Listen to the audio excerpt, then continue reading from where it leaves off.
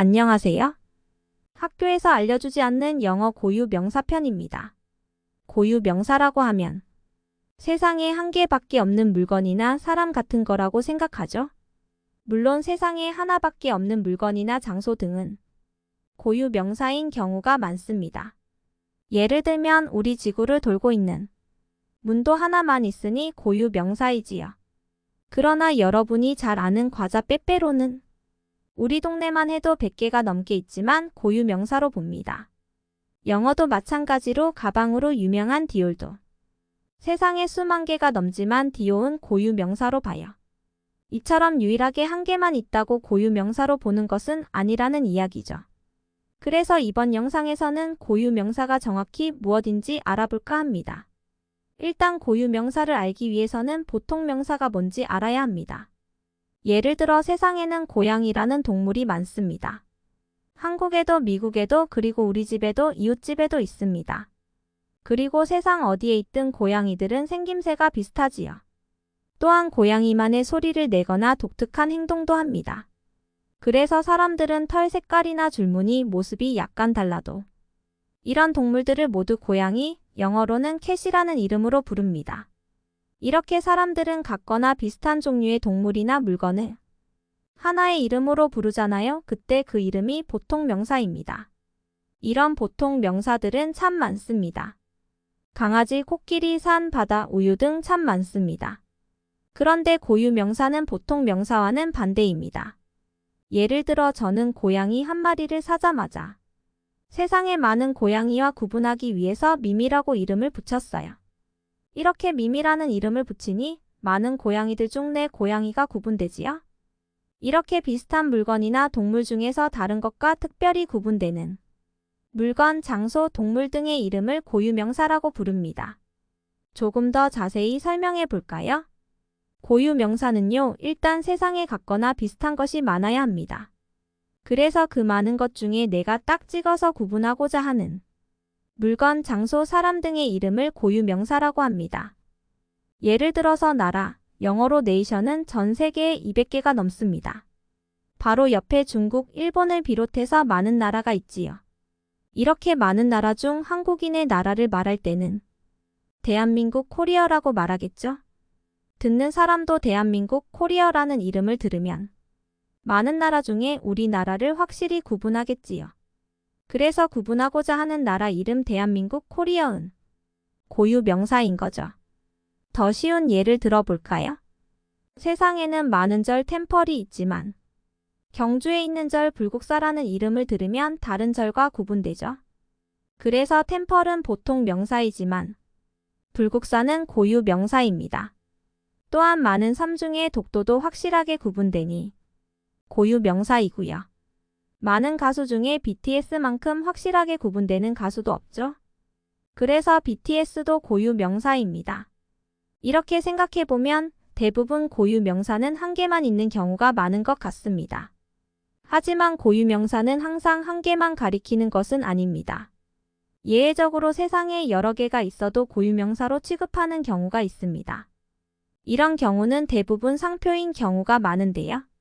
예를 들면 많은 과자 중에 빼빼로는 누구나 알고 있는 과자이기에 다른 과자들과 쉽게 구분할 수 있죠. 그래서 과자는 보통 명사이지만 빼빼로는 고유 명사입니다. 근데 빼빼로는 세상에 한 개만 있나요? 우리 동네 슈퍼에만 100개는 넘을 겁니다. 유명한 가방의 이름인 디오도 마찬가지죠. 가방은 보통 명사이지만 대부분 사람들은 가방 중 디오를 쉽게 구분하죠. 디오는 고유 명사인데 세상에는 얼마나 많은 디오이 있을까요? 아이폰도 마찬가지겠죠. 수많은 휴대폰 이름 중 바로 들으면 구분되는 그 이름이니 고유 명사죠. 이렇게 고유 명사라고 해서 꼭 한 개만 있는 것은 아닙니다. 하지만 대부분 고유 명사는 세상에 하나만 있는 경우가 많아서 고유 명사는 셀 수 없는 명사로 봅니다. 정확히 말하면 고유 명사는 굳이 셀 필요가 없는 명사죠. 왜냐하면 한 개뿐이기 때문입니다. 그래서 고유 명사는 부정관사나 복수형을 사용하지 못합니다. 예를 들어 대한민국 코리어는 하나밖에 없으니 코리어나 코리어즈로 표현이 안 되는 거죠. 마찬가지로 BTS나 BTSS도 안 되고요. 도시 이름 중 하나인 솔도 하나만 있으니 솔이나 서울스라는 표현은 안 되는 거죠. 그런데 예외적으로 고유 명사에 부정관사나 복수형을 사용하는 경우가 있는데요.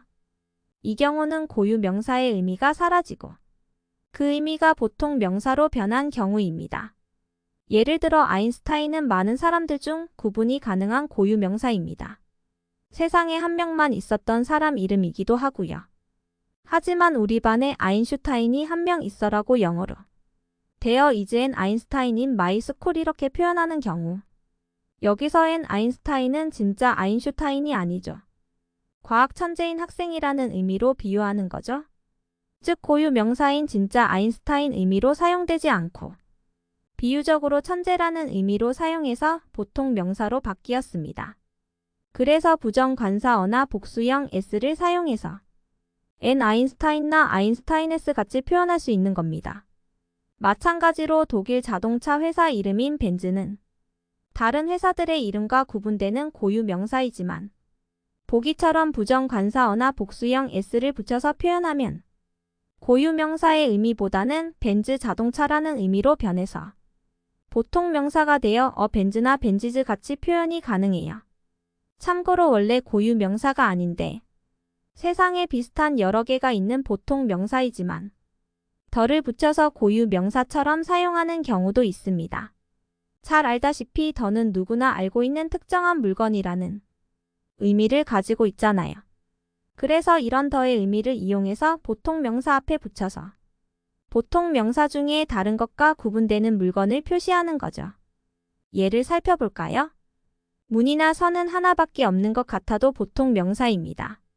왜냐하면 영어에서 문은 달이라는 의미이지만 지구의 달이 아니라 우주에 있는 모든 행성을 도는 달을 의미합니다. 그러므로 지구를 도는 달을 말하고 싶을 때는 많은 달 중에 누구나 아는 밤하늘의 그 달이므로 더를 붙여서 더 문으로 표현하죠. 선이나 어스도 마찬가지입니다.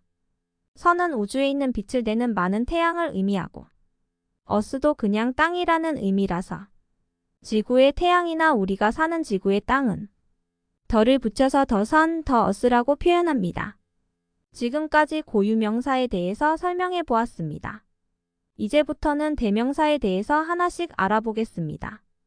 특히 학교에서 알려주지 않는 원리를 중심으로 가능한 쉽게 대명사를 설명해 보겠습니다. 특히 다음 영상에서는 명사는 주어로 사용되든 목적어로 사용되든 단어의 모양이 변하지 않지만 대명사는 변하는 이유를 알아보려고 합니다. 예문에서 명사 탐은 주어 자리에 있던 목적어 자리에 있던 단어 모양의 변화 없이 똑같이 탐을 사용합니다. 탐을 대신하는 대명사는 주어 자리에 있으면 he를 사용하고 목적어 자리에 있으면 he가 아니라 him을 사용합니다. 왜 다르게 표시하는 걸까요? he나 him이 대신하는 명사는 탐으로 똑같은데 말이죠. 학교에서 알려주지 않는 영어 대명사 편에서 그 이유를 알려드리겠습니다. 지금까지 시청해주셔 감사드립니다.